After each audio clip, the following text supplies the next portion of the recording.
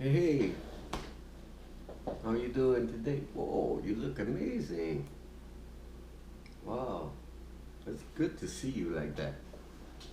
Have a seat, have a seat. Yeah, nice. What brings you here today? Hold on. Let me check. Okay.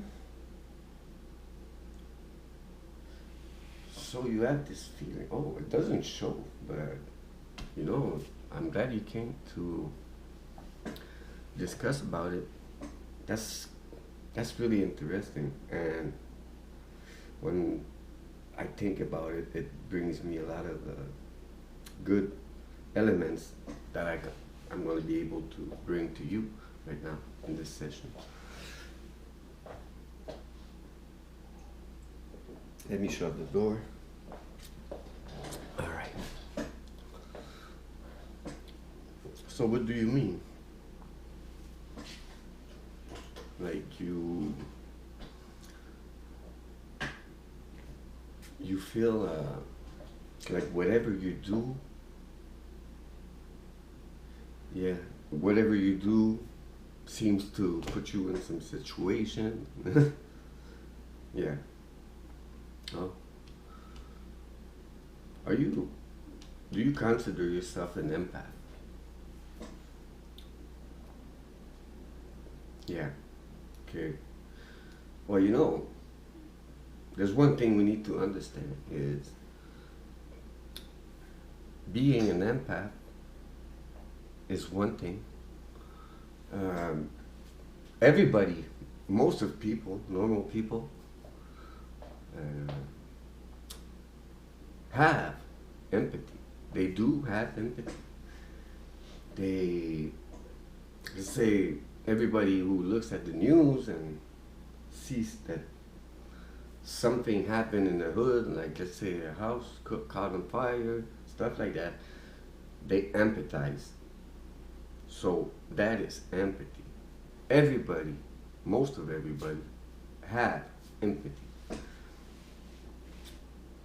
But not everybody, not everyone, do something um, or react to empathy the same way.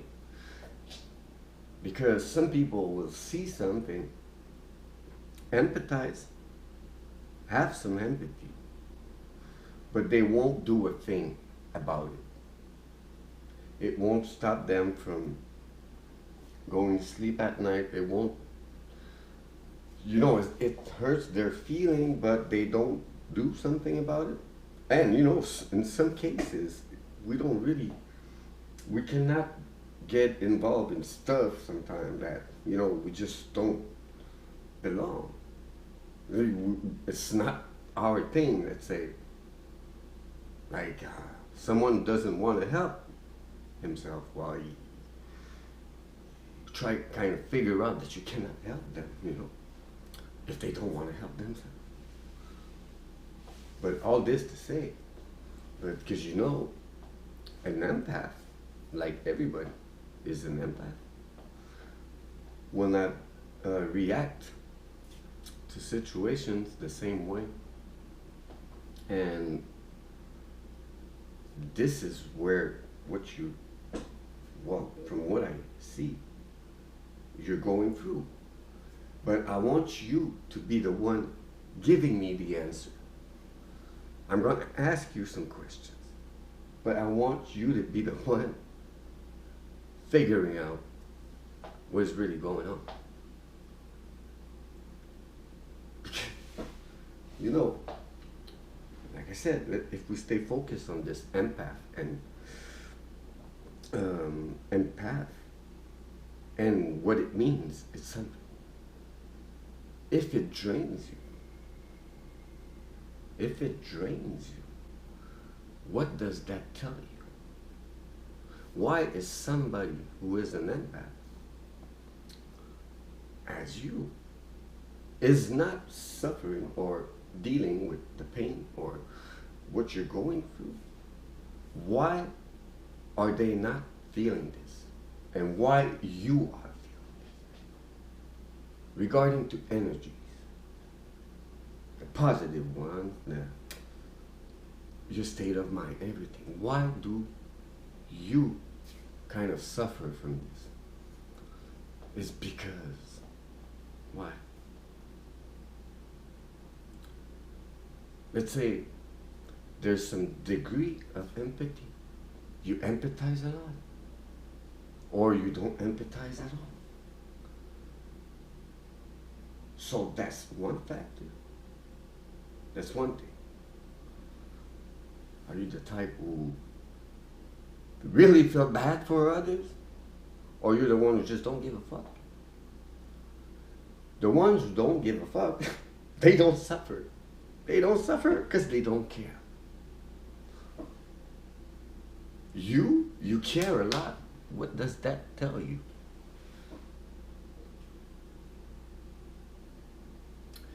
And by doing this, by being like that,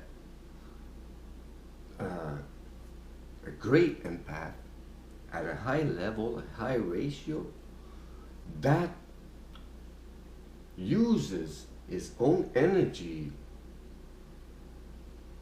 to feed others or fix others, heal others. But sometimes we don't even realize that we're doing that. Which, great healers are not only people who you pay for. It could be someone around you that really has this way of thinking, living, this belief system, this reason to live, this mission to fulfill.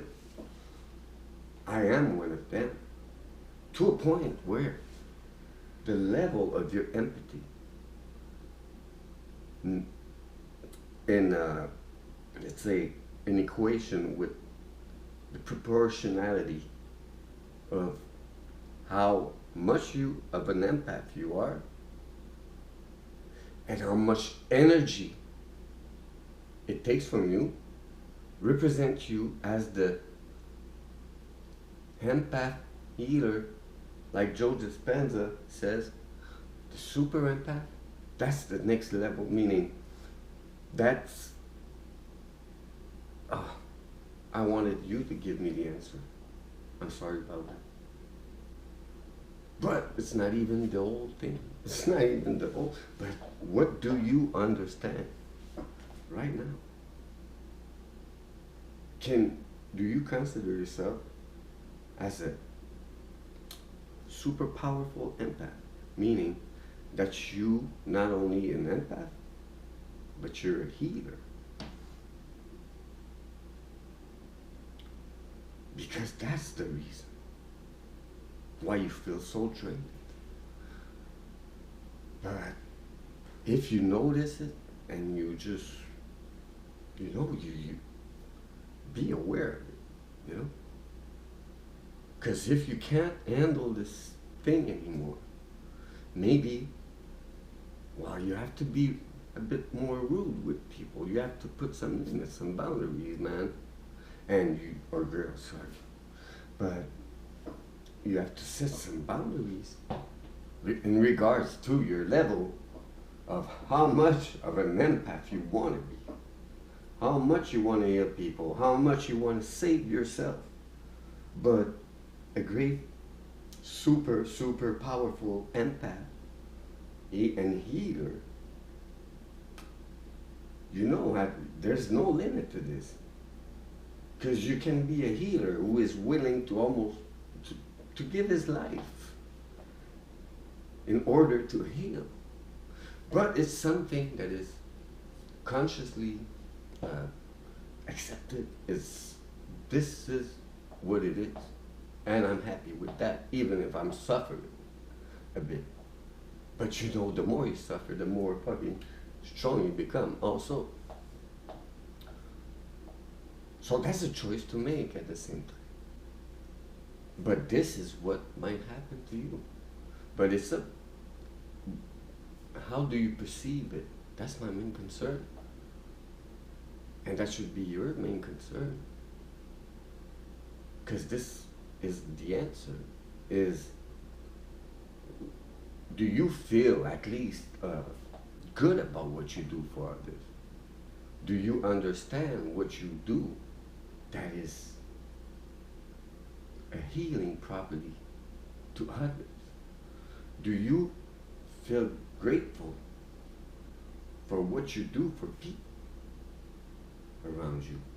Do you notice what you do for people? Without, for you it's natural. That's every healer, every empath feels like it's natural. It is.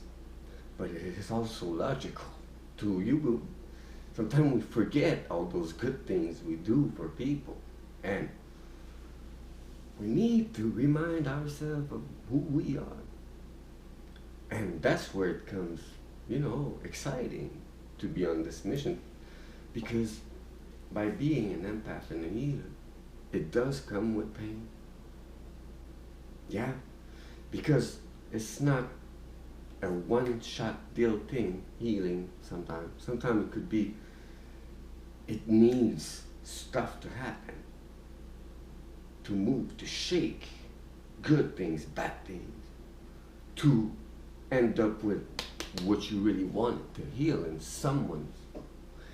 But that's when it's interesting, is when you notice that it actually works. You know that it works,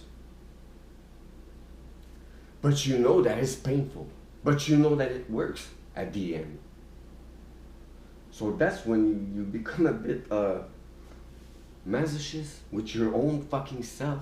You're torturing yourself basically, because you know